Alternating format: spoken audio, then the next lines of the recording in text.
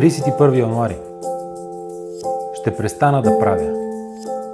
Бях болен и трябваше да спра да работя за определено време. Отначало се чувствах изгубен и споделих с приятели това си чувство за липсата на цел. Тогава ми помогнаха да разбера, че освен това, което правя, което имам и което защитавам, е нужно да зная и това, което ме определя.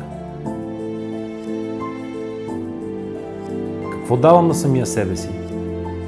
Как си доставам радост, мотивация, обич?